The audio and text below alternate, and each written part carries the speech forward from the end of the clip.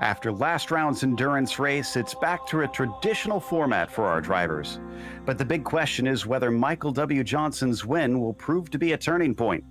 Let's see if Watkins Glen allows him to carry the momentum as we get ready to watch round 16 of the Porsche Owners Club Series. And you'll see it all live here on the Global Sim Racing Channel. Hi, I'm Joe Peak, and with me in the booth is DJ Clark. Behind the scenes is our director, Sean Ambrose, and he's using cameras provided by Dougie Beard. Watkins Glen International is a staple in the sports car racing world. Let's head to our track guide to learn a little bit more about it.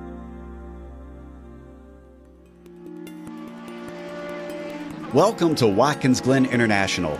Situated in upstate New York, just south of the Finger Lakes, this track has seen it all. Few road circuits can boast hosting Formula One, IndyCar, NASCAR, and IMSA during its history. Though it did have a brief fallow period in the early 80s, thanks to the investment of local companies, it's grown into one of the premier road tracks in the U.S. With 4 layouts to choose from that range between 2.5 and 3.5 miles in length, lap times can vary greatly.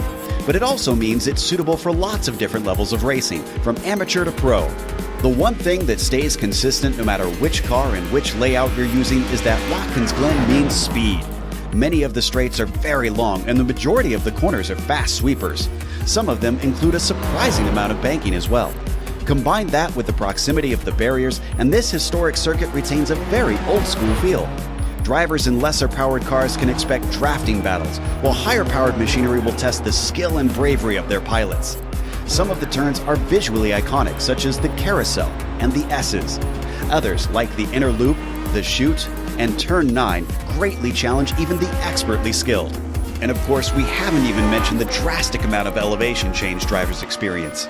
Between its rich history and popularity among drivers, this track stays busy and seems likely to be that way for a long, long time.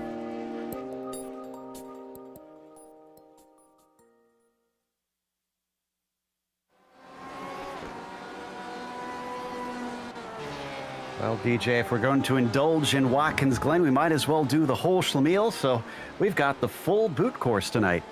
We do indeed, Joe, and what that is going to mean is it is going to prevent a pretty prime overtaking opportunity that we normally see going into the outer loop with the introduction of the bus stop. Now, that said, you can get by there, but there's really only one line in these sports cars to be able to get in there, so you've got to make that pass before you get into the braking zone. Now, if you do end up getting a good run out of there, watch for some good fight backs going down into the boot itself. We've often seen some stuff in the down into the laces and into the toe. But the most important corners on this track, as we've talked about a couple of times, are the last final corners. Coming up over the hill, out of the boot, and then the left, right to get back onto the main straightaway and down into the 90, because you've got to get set up there to get the good run into the 90 and get the draft coming up the S's.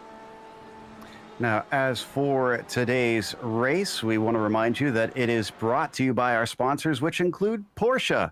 There is no substitute. Find out more at Porsche.com. And Sunset Mortgage.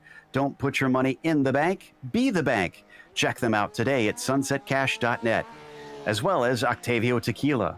Celebrate now. For a great tasting tequila, go to octaviotequila.com and purchase today. And finally, Century Financial Consultants, making the rest of your life the best of your life. You can check out their website at centuryretire.com. Now, as for the championship last week, or last 2 weeks ago, I should say, had an interesting effect on things because even though Travis Brown still leads, look at the points gap between Latvala and Johnson. That win put him within 2 markers of Corey Latvala after that one. Brian Salehi also fell back a bit from Michael Johnson since he was racing on the same team as Corey there, and BJ Fulton continues to also have some struggles, having not shown up that round. So on to the GT2 championship. That, however, is going the opposite direction. It is, Joe, but courtesy of the fact that Freckleton had a bad race last week, he was paired with John Momeyer, so that standing at the top has remained the exact same, a 44-point difference between the two. Aaron Edwards equally back 44 points, and Adam Fulton maybe having a little bit of a look. They're only 9 points back, and Mark Rondeau looking in to maybe close down on Edwards as well. So a good battle for third, but Freckleton just continues to stretch his advantage. As for today's race, we have back to our traditional format with only 30 minutes there on the clock. They are in the midst of the qualifying session right now, which we'll get to in just a moment. There's the two classes listed. The RSRs are the Porsche 911, that's the faster GTE level cars, and the GT4s are the Porsche Cayman 718.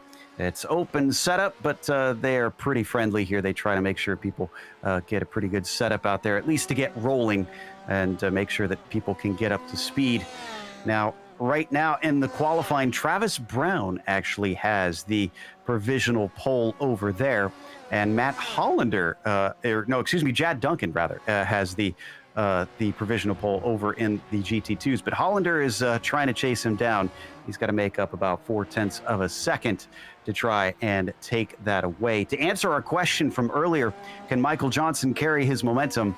The answer seems to be a bit of a no. He's been talking to me before the broadcast saying that he's struggling a bit here, and his qualifying certainly shows that because he sits down in 5th. Yeah, so he's going to have some definite room to make up there. Currently in the pits right now, so he may be just kind of letting that lie and maybe hoping for some better race pace as they go on.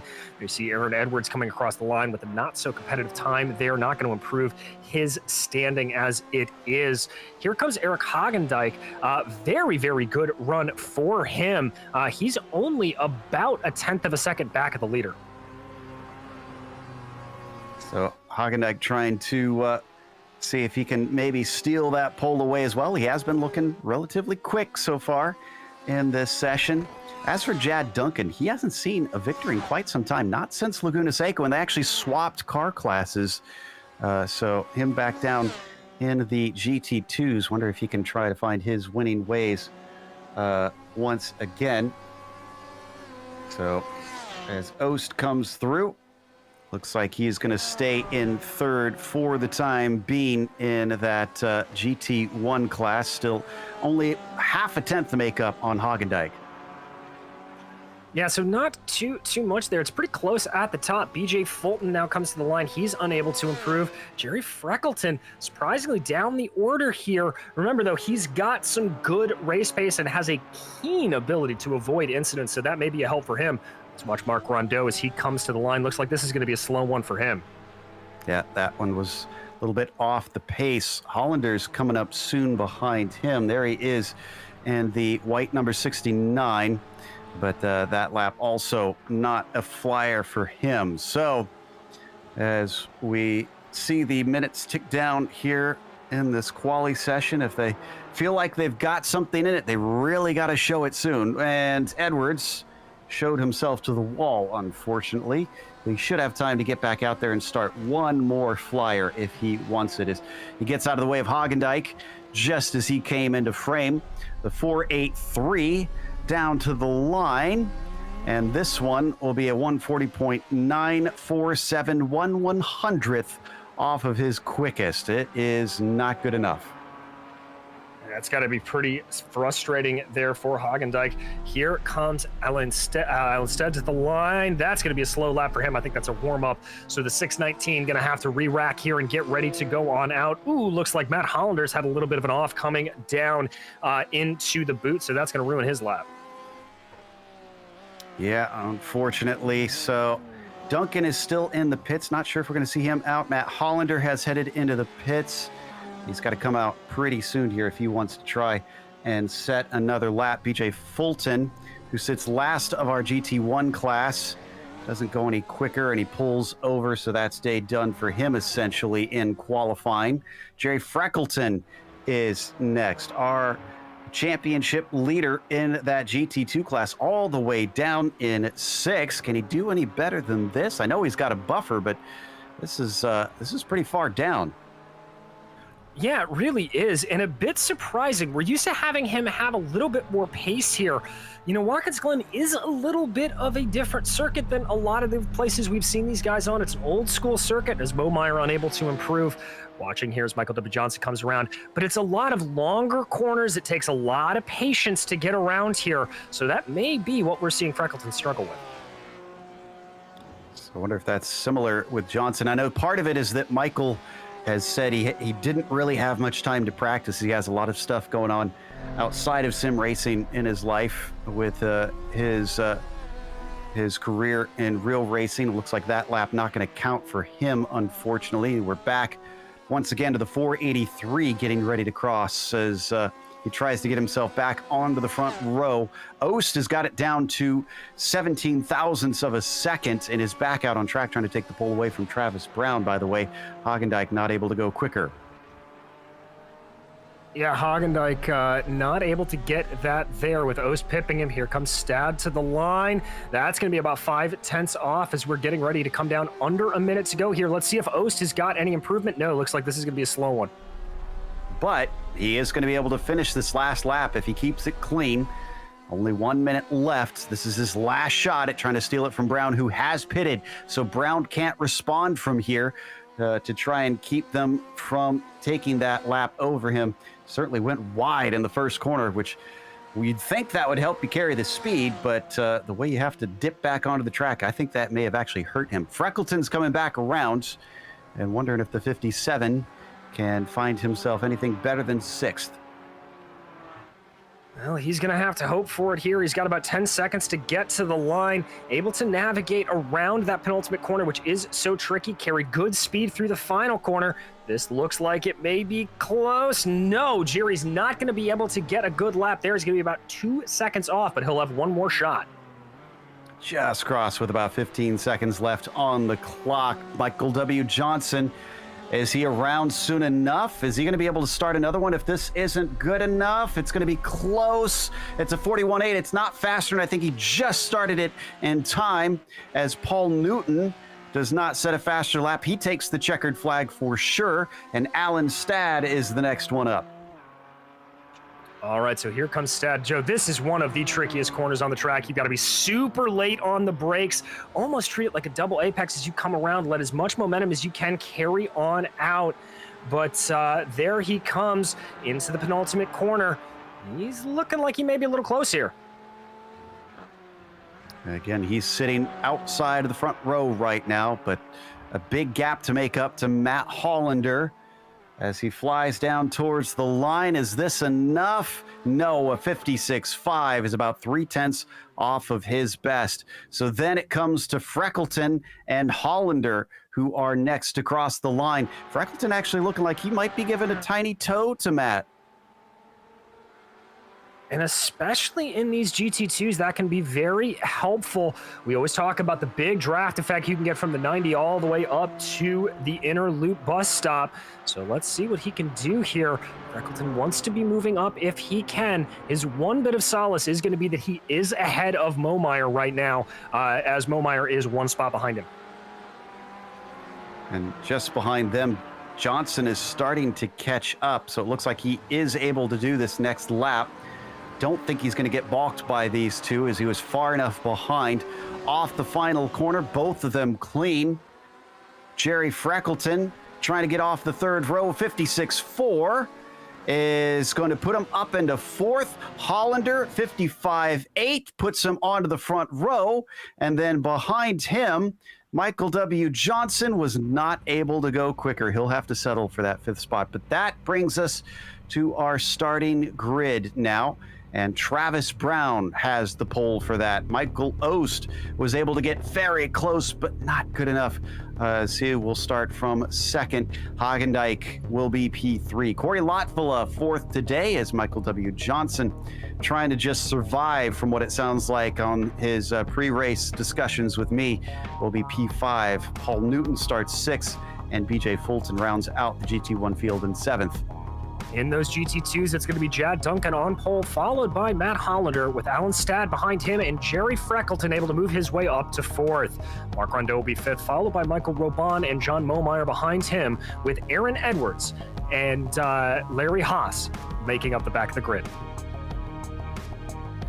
So as our drivers get ready to go, we're looking forward to a sprint format after the grueling 3 hours that we had back out in California, and we just about have everyone ready to go. Then the Porsche pace car will lead them around this circuit. I believe we have a couple onboards for us here today. Let's see if we can pull those up for our drivers and see who's given us a view. So we get those ready. I think Latvala was one that was giving us one of the perspectives. As the pace car now starts to take off on the pace lap. Looks like we might have to look at those cameras a little bit later. So down we go into the first corner. And then up the hill, here we go. There is Latvala's camera, giving us a look at the VR user for this one. And we've got BJ Fulton, who's going to be starting from 6th place. Also running VR here today. Got those bright red gloves on, so we can watch those hands work the wheel out there. Yeah, so those will be some good views to see. We always like to see that VR because you can really see the drivers looking through the corners. It really helps to give us a sense of just where that eye line's going to be. So 15 drivers out there today. They're all spread out now, trying to get a little heat into the tires. Running at about 74 Fahrenheit on the track surface for today's event. So, of course, they've got to spend some time making sure that they are in the range that they want. Travis Brown not only leading the championship, but managing to take the pole today. And Michael Ost is well down in the order. So Ost's not really concerned about the championship at this point, considering he's a full 100 points behind Travis Brown. I have to imagine for him, this is all about the win here and just that personal pride. Yeah, exactly. I think that's really what it is. A lot of these guys just trying to get that win, be able to put that sticker on the car, say, I got the win at the Glen. This is one of the more historic tracks on the sim. It means a lot to these guys driving it. But we've seen those spare cars sometimes come into play in this series, and I have to think that we're going to see a few of them pulled out of the hauler here today. You can even see on our camera shots, look how close the barriers are at most of the track. There's just no place to go if something goes wrong. Yeah, Joe, it's very much the definition of an old school circuit without the Armco just coming up right next to you. Really, really there. If you get offline even a little bit, it can catch you out. And with the grass right there, we saw it in the PRL race a little bit earlier. You get a tire off into that grass, you spin out, nowhere to go. Right. So we wait for them to come around for the first lap. 30 minutes of racing here today for round 16 of the Porsche Owners Club. And Travis Brown managed to get another one under his belt to add to his 4 victories here today. Into the penultimate turn. A lot of banking through this one. And same thing as it sweeps back right with the final corner, but with 0 runoff to the outside. It is nothing but the wall there for the drivers. Pace car is in. Brown has control, and the green flag is out. He does not get a good jump over Michael Ost, and in fact, behind them, look at Michael W. Johnson. He gets a magnificent run, looking up the inside, 3 wide down in the first corner. They going to be able to make it out the other side of this? Yes, they are, as carrying the speed, Michael Ost is still fighting for the lead. Up through the S's, watching everything is Corey Latvala behind them. They're still trying to figure this one out as they reach the backstretch, and I think Travis Brown has a bit of the edge, but now they come to the inner loop. Someone's got to give up. They can't do this too wide on the very first lap. It is gonna be Brown. Let's go to the GT2s.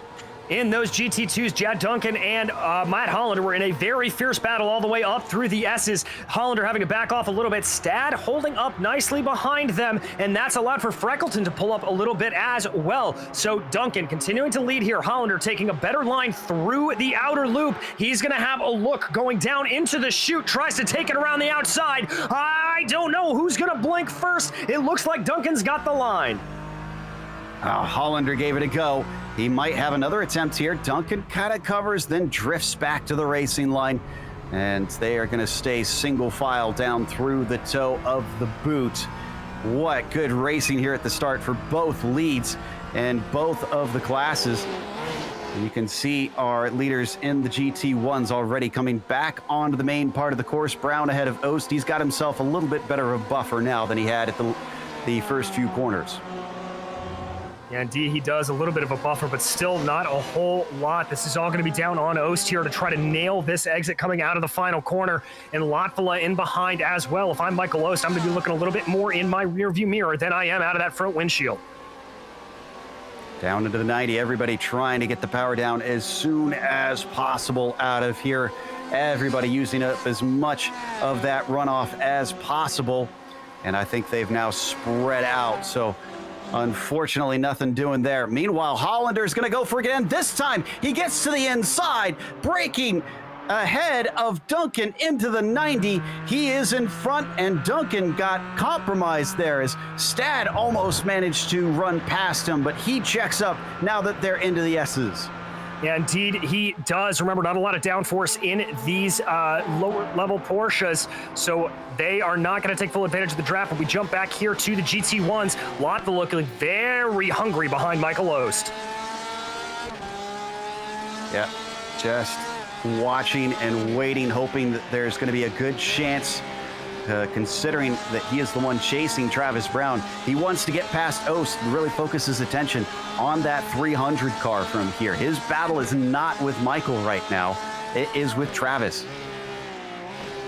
Yeah, indeed it is. So his eyes are set a little farther up the road here. Really wants to try to get by. Now here we come through this corner. As I said, so important to get it right to set up into these penultimate corners. Latvala's just got to hope that he can keep this here to be able to keep close enough behind Michael Ost and get the draft set right. Out of the penultimate turn and back onto the front stretch once again.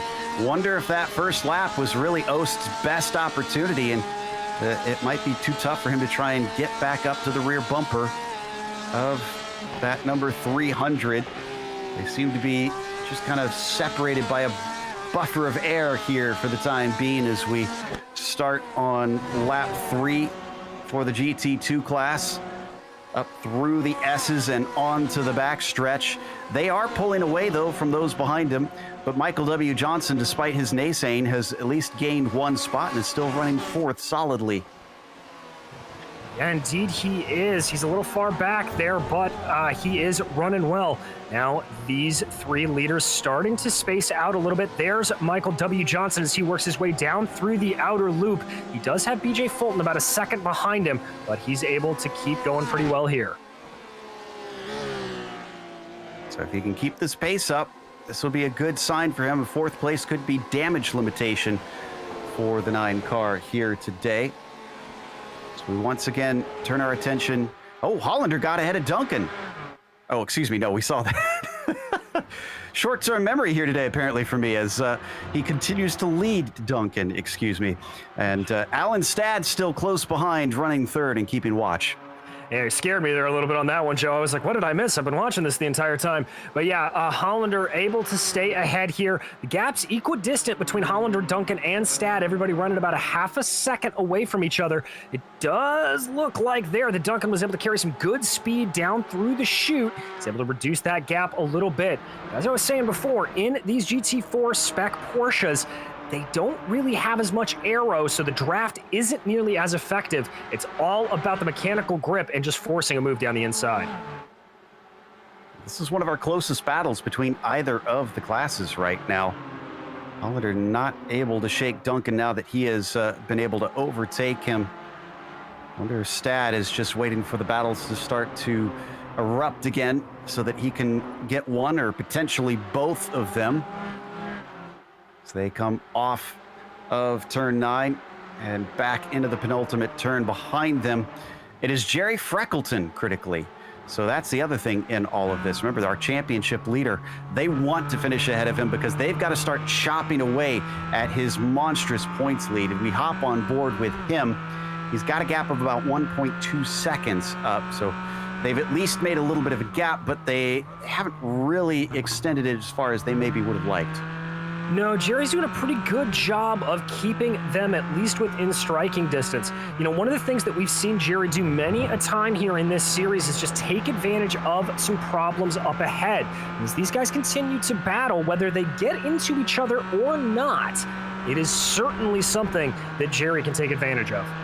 Yeah, and how many times have we heard Jerry say in the post-race interviews, I didn't expect to win today, and lo and behold, it just keeps falling in his lap, or did keep falling in his lap. It's been a bit since he has been up at the top step. We watch him keep chasing Stad, Duncan, and Hollander. There you see that trio in the podium for the GT2s now head into the chute.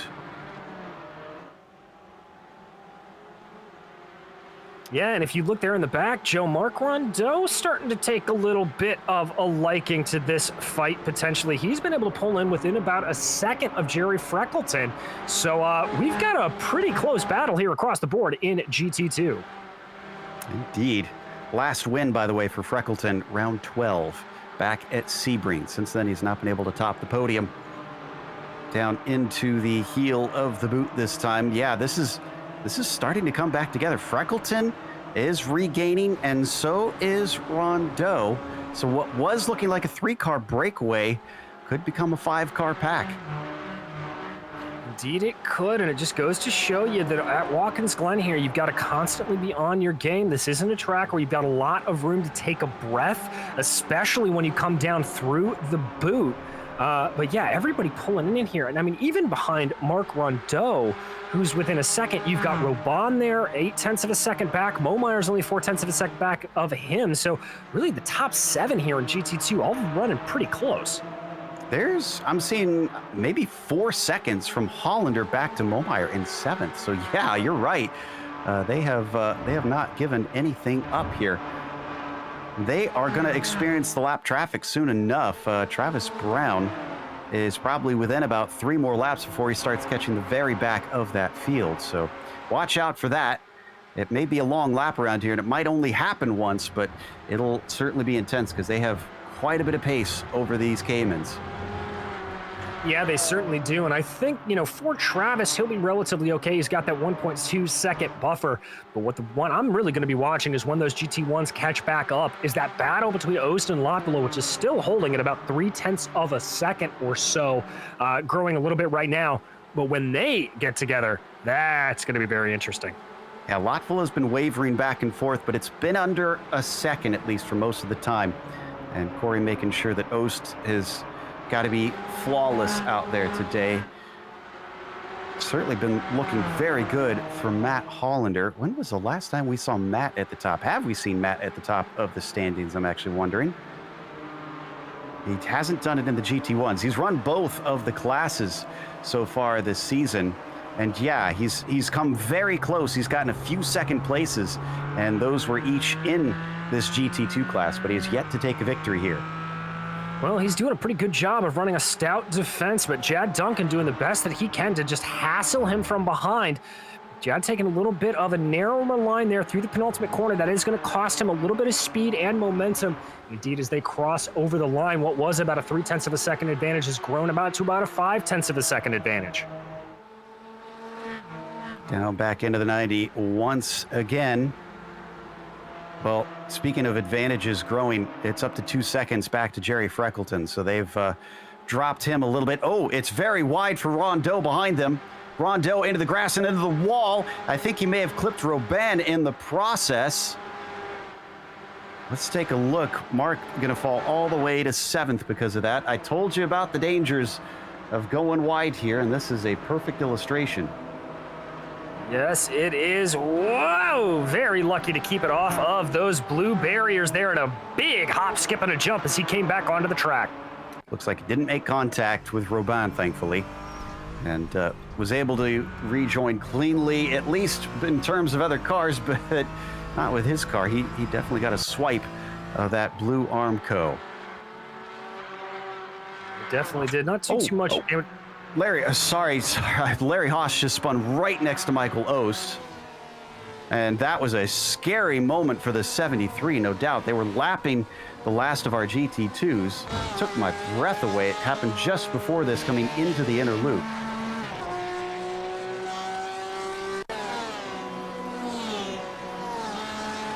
So here they come, and this will show us the speed difference between these cars in a straight line for sure. Yeah, most definitely. That is Travis Brown making his way around Haas there in the Cayman. And we see Ost coming up behind him. Comes to the inside, breaks it. I think Haas just misses the braking zone a little bit there. Woo-wee. That was Latvala. That was Latvala with a face full of smoke, managing to avoid it as well. Great job by the 22. He's back about by a second and a half on Michael Ost because of that. So he had to check up a little bit, but he kept the car alive, which is probably the most important part here. Indeed it is. He's got about 1.4 seconds to make up. Now is going to be the real test for this 22 to see if he was able to keep up behind Ost courtesy of the draft, or if he just had the outright speed. But they're starting to come into the other GT2s thick and fast now. Travis Brown just got by Aaron Edwards, who is also being passed by Ost. Up next for him, it's Mark Rondeau, who might be a little bit damaged. There you can see him through the S's. He's got the grip to be able to stay to the outside and get by him. But then you've got Momeyer and Robon pretty close. And then maybe a few hundred feet up the road, he's got a face-off with the podium runners, which are all fighting for position and already getting checked up a little bit as Momeyer, unfortunately, not able to be as fast as Brown through the inner loop. No, and that's where that downforce starts to come into play. But Travis doing a very good job of slicing his way through the fields here. Now he's going to work his way up again. Looks like Latvala got a little bit held up there behind Ost, coming down into the toe. Looks like he'll be okay. I think getting by that is... Wah! That was Freckleton that he nearly ran into. He had to compromise his exit just a little bit, but the 300 keeps it clean. It's down to 1.2 seconds between himself and Ost, who is likewise trying to frantically weave through these GT2 cars.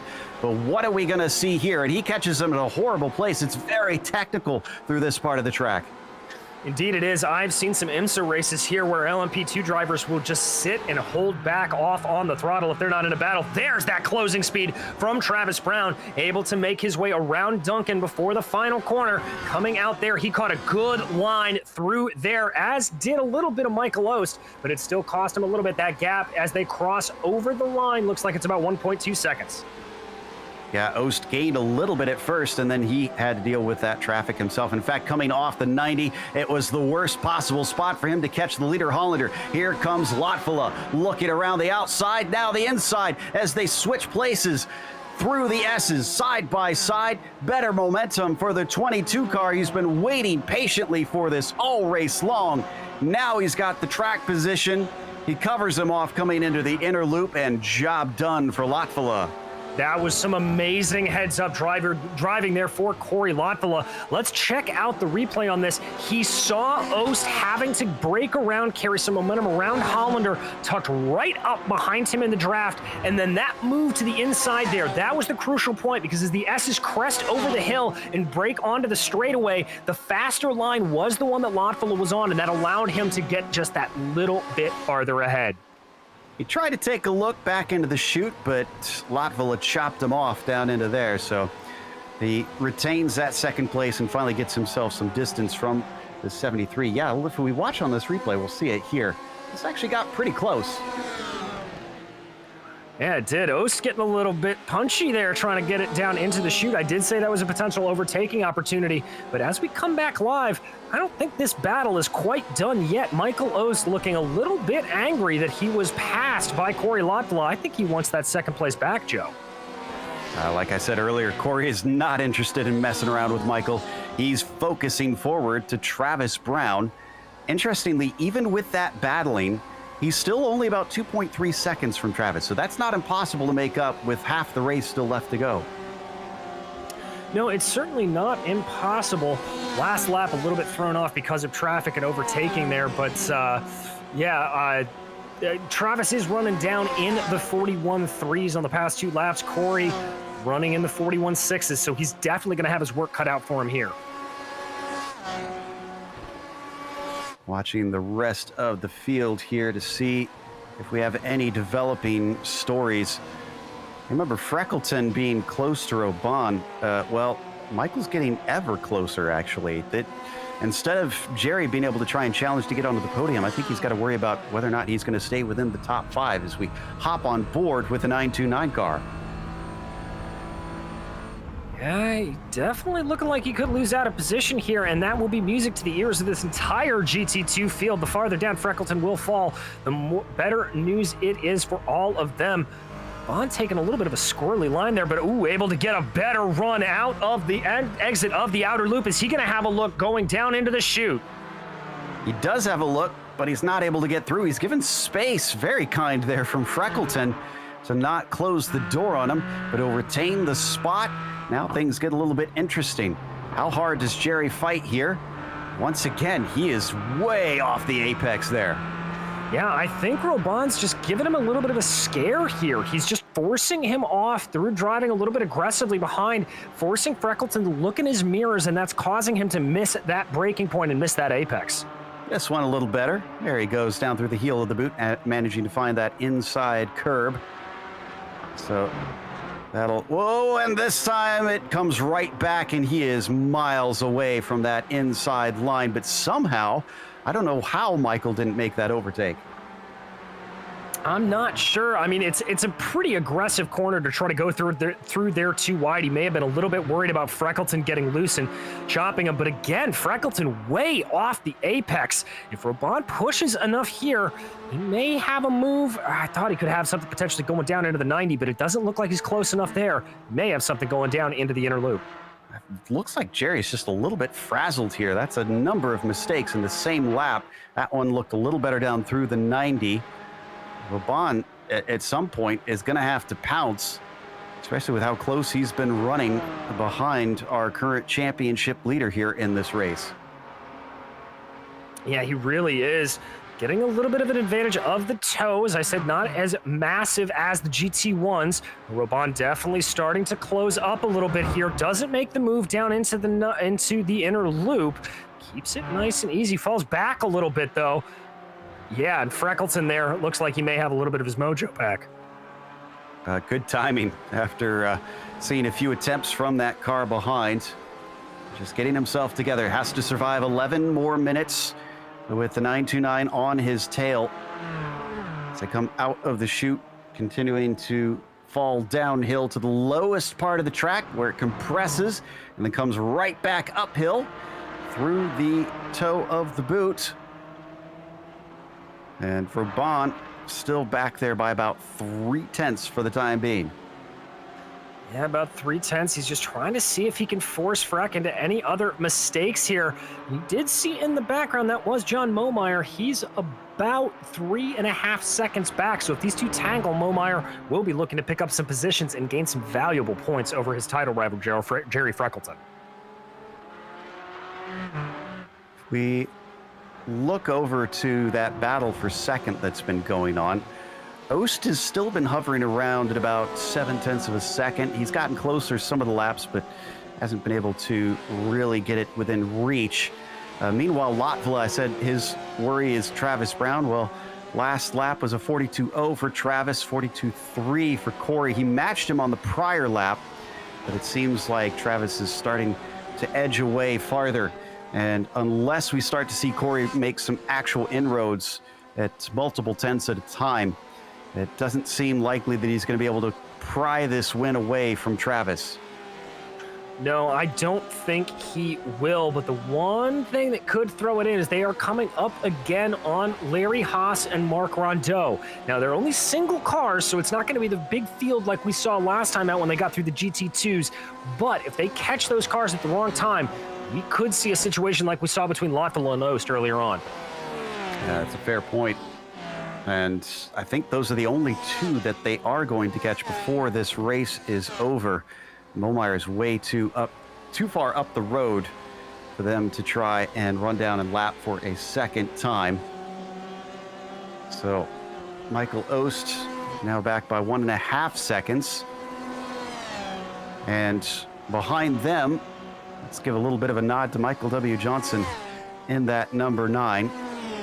I think this fourth is probably going to be a very satisfying result for him, considering the way he expected this race to go here today. I'm actually a little bit surprised myself. I thought that BJ Fulton maybe would be hassling him as the race progressed. Well, Michael has just done a really good job here of doing one of the things that is one of his strongest traits, which is just running consistent laps. Pretty much everything has been within about 0.3 of each other. Just very, very consistent. It's not the fastest laps that we've seen out there, but everything is very, very similar. Over the GT2s, it's also been a very good race for Hollanders so far, but knocking on wood, trying not to curse the poor guy, as he's still looking for that first victory. He's got 2.5 seconds back to Jad Duncan right now. That's a good gap. Oh, and Robon just got by Freckleton. Not quite. Looks like he tried to outbrake him into the first corner. Freckleton said no and boosted his way around the outside. He's back into 4th. Yes, he is. So Freckleton holding on to that. Let's check out the replay here. This is going down into the 90. Joe Robon just trying to push the pressure on Freckleton. Freckleton left the door open. He let him have the inside, and he was deep on the brakes. Oh, looked like he took a lot of curb and didn't feel confident enough that he couldn't keep it from running into the side of Freckleton. So that allowed Jerry to get a better bit of momentum. He is back into 4th.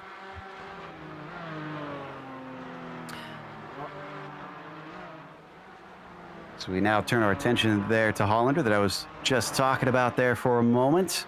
Still at about 2.5 seconds ahead of Jad Duncan. Man, that pass may have wound up being just absolutely critical to this race. Yeah, very much so. It's really allowed for Matt to just pull ahead here and keep on going and run the race that he wants to. You know, that gap, it's about 2.1 seconds. It's not completely out of the realm of possibility that Jad could put in some mega times here, but Hollander just doing a great job to keep pushing forward and to keep this gap consistent. Down to start yet another lap. Lap 13 for Matt Hollander. So going to be perhaps about 3 more laps for him. And then he could hold up potentially that trophy here for round 16. And he's not in either of those championship battles. He's basically kind of swapping back and forth as he pleases, just looking for wins where he feels they are possible. You know, I talked about BJ Fulton being surprised he wasn't attacking Johnson.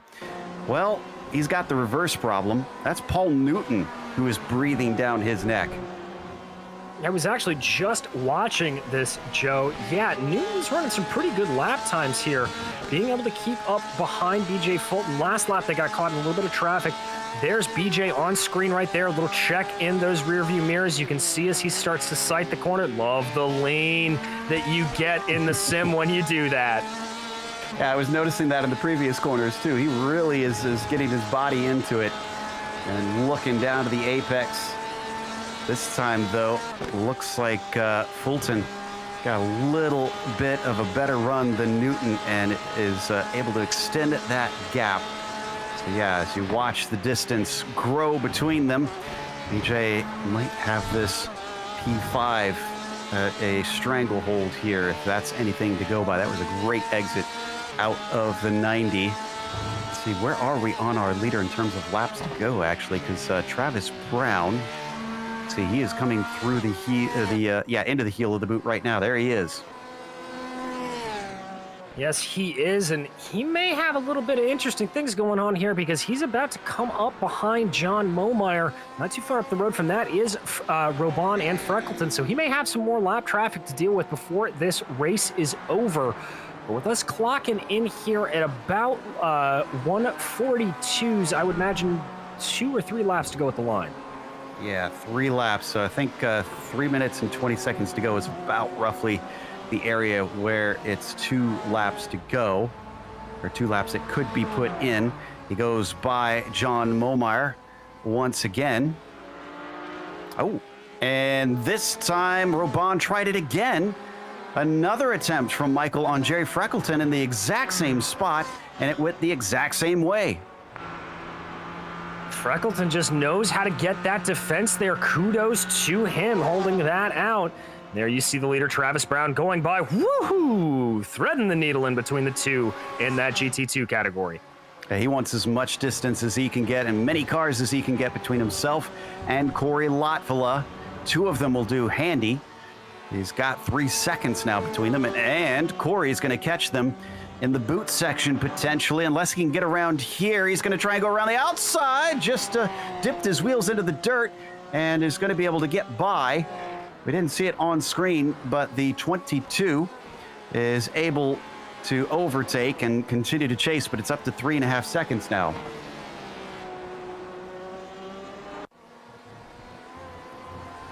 All right, so here we're going to check that out. This is Corey Lotvala coming out and around. Sees Robon ahead of him. Whoa! Very, very tricky through there and down into the chute. Gets on by, and there you can see a little bit hairy there for Corey Lotvala, but he's able to make it work. And Travis once again dealing with the leaders. That's Stad, then Duncan. He's going to just duck down low. This might cost him a little bit of time, but he's got that handy buffer that he wanted. 2 laps to go this time at the line. All right, so there it is. Travis Brown having that nice 3-second advantage. He'll be able to hold it. Hollander, ooh, somebody off there in the background. That was Robon. Robon spun. Robon and BJ Fulton. Oh, no. I think this was a miscommunication amongst traffic. Or actually, no, it looks like Robon. Yeah, Robon had the initial spin. And unfortunately, he tried to pull across the track just as BJ was coming through. Oh, he got a punt.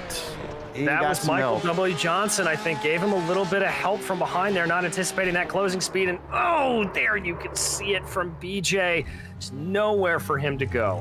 Got to watch that F3 box. You can't pull across the track. And that unfortunately ruined his and another driver's race here today. But we're going to get the white flag pretty soon for Travis Brown up at the front. Yeah, Travis, who has just been in absolute control of this field for most of the race. Obviously, that very chaotic start, multiple wide going on. But after a couple of laps, Travis able to pull away and just keep that Porsche going strong. That was a great lesson right there, though. We can't count anything out.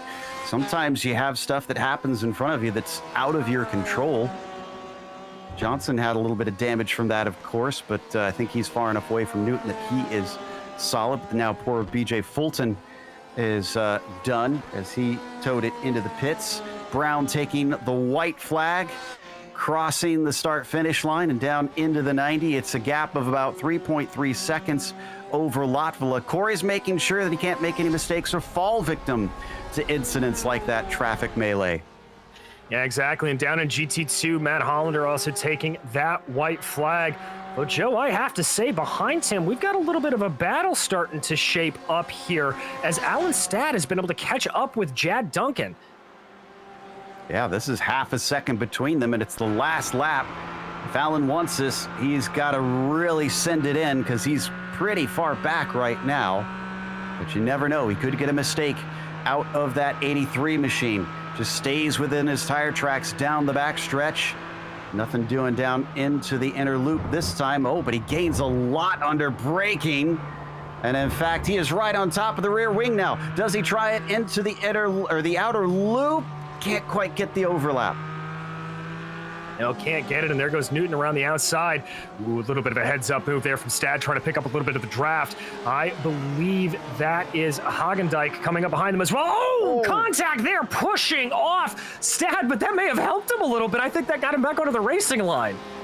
Indeed, and tries to keep from breaking into the back of Duncan. Manages not to hit him. I can't believe that Hagendijk didn't see the battle there happening. Really wasn't battling anybody. As Travis Brown, in the meantime, is above it all. And he is going to take yet another win here in the Porsche Owners Club Series. Victory at Watkins Glen for the 300, our leader in the championship. A great one there for Travis Brown, very commanding across the board. Corey Lotfula withstanding that pressure to come home second, and Michael Ost home third. Matt Hollander, he's been looking for this all season long. It took him 16 rounds, but it is going to taste all the sweeter after this. Matt Hollander, your winner here in the GT2 class here in New York. That's going to take us to a quick break. We are going to come back with the unofficial results as well as driver interviews, so stick around.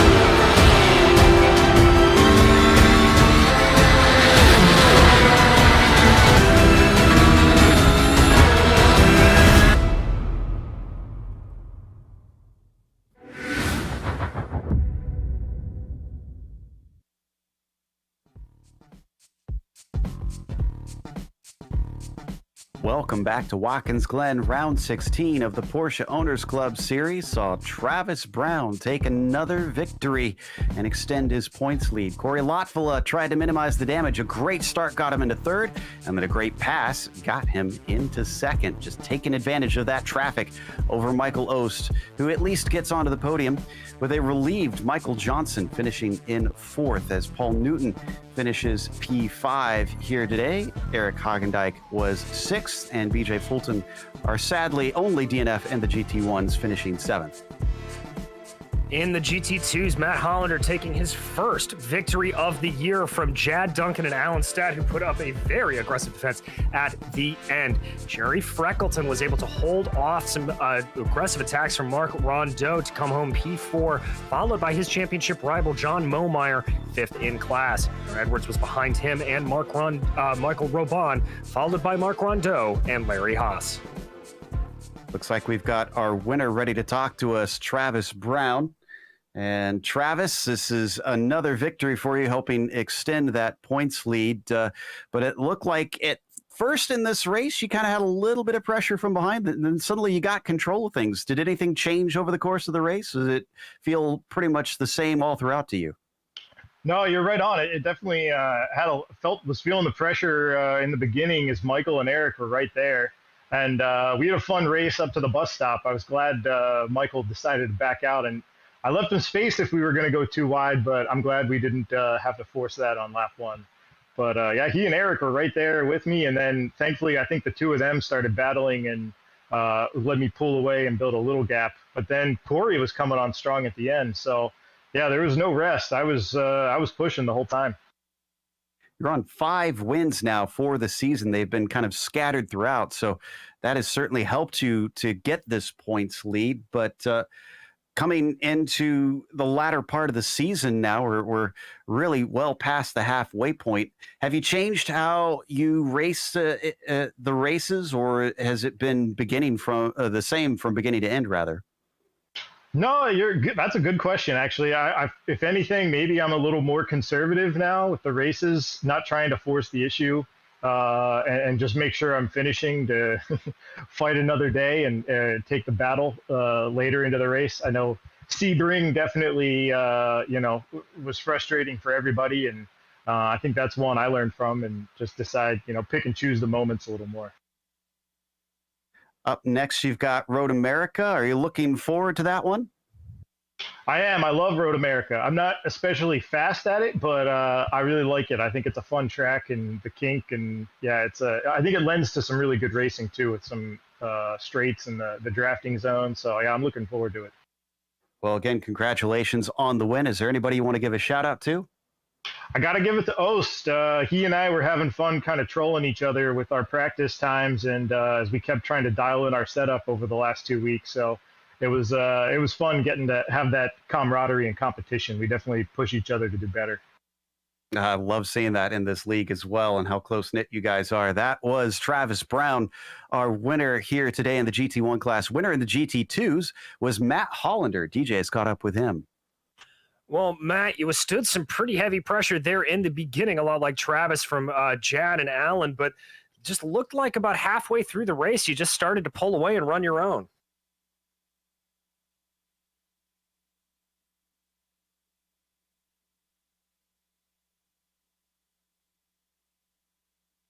Looks like we might have a mic issue for Matt Hollander here, so we're going to switch over to Jad Duncan. DJ has him as well waiting aside. Well, Jad, you had a great battle there early on with Matt Hollander, and then had to put up a pretty robust defense at the end from Allen. Talk me through that race, man. Yeah, it started pretty close. Matt was really on my tail the whole way, and then he went under me, and I thought I'll just let him go for now, and hopefully he'll make a mistake later on, and he never did. So I followed him for quite a while, but then some traffic got worked his way and put me a couple seconds back, and then I just worried about not messing up so Allen couldn't pass. Well, there you go, my friend. I mean, at that point, when you were thinking that, I mean, when Allen started to close in, were you just kind of running your own race, or were you having to be really aggressive on that defense? What were you thinking at that point? I was really just running my own race because I knew he wasn't faster than me, so it would have taken a pretty big mistake for him to get enough run to get a clean pass, and he usually doesn't do crazy dive bombs. So as long as traffic didn't go too wrong and no one ran out of gas or tires, I figured it would be pretty hard for him to get ahead. Well, you certainly kept him behind you. And we now, next time out, we go from one American Classic to another up to Road America. Obviously, a little bit longer of a circuit, but how do you think this yellow, black, and green GT2 is going to take you out around there? I think it might do pretty well because I should have a little more time to practice for that track than I did for this one. So hopefully I can put it all together. It was hot and exhausting today. I'm actually sweating sitting through that race today, so I need to go get some cold water. I always say that's a sign of a good sim race. Jad, anybody you'd like to thank for this second place here today? I just want to thank Matt and the whole POC team that puts this on because I know it's a lot of work, and they do a great job running it. Well, thank you very much. That was your second place finisher in GT2, Jad Duncan. And now Joe Peak has caught up with second place in GT1, Corey Lotfala. Indeed, the 22 made up a good position at the start. And then, Corey, you showed some extreme patience throughout that race, but eventually it paid off with that P2. Oh, man, it was tough sitting behind him. Ose is a very good driver, doesn't make very mistakes, but he just kept making little ones, just letting me get closer and closer. And then I got stuck behind the GT4, and the biggest mistake of all was giving me the inside to that corner. Yeah, once you do that, it's basically over. You can't do anything into the bus stop. It did look surprisingly hard to pass here today. We often talk about this track as sort of a Talladega of road courses, but in these GT2 machines, GTE machines rather, it seemed like a lot of guys really struggle to try and get the pass done. Yeah, we were basically running no downforce in the car. And once everyone starts doing it, you got to be just as fast as them down the straight, or else they're going to catch you. So there was really no way I could put some downforce in the car to get around the corners better, but it seemed to hold, and I was able to be kind of gentle on the tires once Ose got a little farther back, which helped out a lot. Well, obviously you lost 5 more points to Travis in the championship hunt, but that's minimal damage, at least considering where you started this race. Looking at the next few rounds, are there any that you feel pretty strongly about? You think you could pull one over on him? Oh man, Travis is a one fast guy. He's hard unless there's a mistake made with a GT4 or something like that last race. But no, I don't. I just gotta keep on trying, keep on putting in the hours on the sim, and just make sure I can get it done. All right. Well, we'll watch out for you. Congratulations on second place. Thank you. I just want to thank Schmidt Racing for everything, friends and family, you guys as always, and the POC for putting everything on. Thanks, guys. Thank you. That was our second place finisher, Corey Lotfala. I think we're going to give one more shot here at Matt Hollander as DJ is talking to him. Matt, can you hear us this time out, my friend?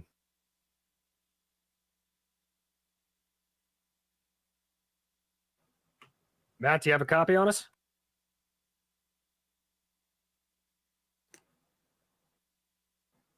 Well, it looks All like, right. Go ahead. I was going to say we're going to switch over to Alan Stodd, who was able to come home third place in that GT2 category. Alan, that was a very competitive race across the board, kind of culminating in that great little battle there you had with Jad Duncan. Yeah, it was definitely a fun race. Watkins Glen is one of my favorite tracks on the sim. Definitely a bucket list track in real life. Well, hey, I got a question for you guys. On the last lap there, what was your feelings when Mr. Hagendick decided to hip check me as I was going for Jad there? Do you think that was appropriate? Oh, I think as commentators, we have to respectfully plead the fifth on that. Not necessarily our place. We'll let race control talk that one through. But what makes you like the Glen so much? Is it just the old school nature or the type of cornering? You know, that's a great question. You know, different tracks have different feels. Some are a little slow, some are a little, fast, high risk, high reward. Watkins Glen just has a really amazing flow to it. And It's a fast track as a whole, but I just love the flow of the track. I'm actually going to be there in September. So this was when Matt called me up and said that we're running Watkins Glen tonight. I definitely had to make an appearance. So pretty awesome. Well, fantastic, my friend. Anybody you'd like to thank for this third place here today? Well, I just like to thank POC for continuing this amazing e-racing that they're doing. I was a big part of it last year. Just hadn't had the time as much this year. I got to pop in a couple races here and there. And yeah, thanks, Matt, for giving me a call and making sure I attend tonight. And I got a good little sweat out of it too, so that's always good. There you go. A little exercise in the sim never hurt anybody. That was Alan Stad, your third place finisher in GT2. And now Joe Peak has caught up with Michael Ost, your third place finisher in GT1. Indeed. Hey, Michael, what a race that was. But I have to imagine it might be a little bit frustrating. You had Corey behind you for so much of it, and it was lap traffic that gave it over. Oh, I know. I know. Well, you know, part of my plan was, you know, Travis and I went side by side up into the bus stop, you know, and I said, you know what, I'm gonna lay back. You know, I don't want to wreck on the first lap. You know, I'm gonna lay back. I'm gonna get behind Travis, and lap traffic is eventually gonna come, and let's see how it plays. I said, let's just run some good, consistent laps for this whole race, and I was the one that ended up getting screwed by lap traffic. So it happens. Well, regardless, at least it was a podium. You were already about 100 points behind Travis Brown coming into this thing. So I have to imagine it's not really a championship hunt anymore for you so much as going for the wins. Does that seem like a fair assessment? Oh, no, it's just, you know, it's fun, and it's fun to try to, you know, race with these guys and, you know, give them hell. You know, it's fun to, you know, mix and dice and you know, show them a good race. So you know, it's always a good time. But yeah, I'm not in the championship or anything, but that doesn't mean I don't like racing the guys. Absolutely. I don't want to make it easy for Travis. I mean, you know, come on. Certainly not. Well, the others would like you to not make it easy for him, I'm sure. But I mean, I wish Bayern would show up. That would even make it better. But you know, exactly. Make it. Now, next week when we go to, or 2 weeks from now, rather, when we go to Road America, you got more long straights. Do you feel like the draft will work a little bit better there than it did here? We were talking to Corey a little bit about it, and he said it was tough to try and catch up to the cars ahead. The draft actually works really good here if you can get on their tail by one. If you can get through one and get on their tail, the draft actually works pretty good coming up to the bus stop. You know, of course, it puts you in an awkward place when you're going through the S's. But it actually can work. Road America is definitely going to be better for that. I mean, it's got some huge just drag strips. So yeah, it'll definitely be the arrow will definitely come into effect there. All right, well, we'll watch out for that. Hopefully, it'll give us a few more chances to see some passes out there. Anybody you want to thank for today's podium, though? Yeah, I mean, thanks to the POC for putting this on, and GSRC for transmitting, and you guys doing a great job, and you know, my family for tolerating me doing this stuff. It's a fun hobby to have, but hard to explain to some people, as that was our third place finisher, Michael Ost, here today. As we are going to wrap things up with a big thank you to our sponsors, of course, starting with Porsche. There is no substitute. Find out more at Porsche.com. And Sunset Mortgage. Don't put your money in the bank, be the bank. Check them out today at sunsetcash.net. And Octavio Tequila. Celebrate now. For a great tasting tequila, go to octaviotequila.com and purchase today. And finally, Century Financial Consultants, making the rest of your life the best of your life. You can check out their website at centuryretire.com. Thanks to the companies that provide the software and hardware for our broadcast listed here on your screen. And additional thanks to June Lalonde, who provides our wonderful music. Check out our Bandcamp for more great work. Thanks to the team today, DJ, Sean, and Dougie. You can find more info about GSRC at globalsimracingchannel.com or through our social media listed on the screen. Also, check out our merchandise store at simracingmerch.com/GSRC. There's a link in the description below. And don't forget, while you're down there, to subscribe to our YouTube channel so you don't miss a moment. In 2 weeks' time, we're going to Road America, Monday, August 30th at 11 p.m. Eastern. But we have upcoming races for other series listed on the screen, so check those out and mark them down on your calendar. Until next time, race clean, race hard. We'll see you on the track.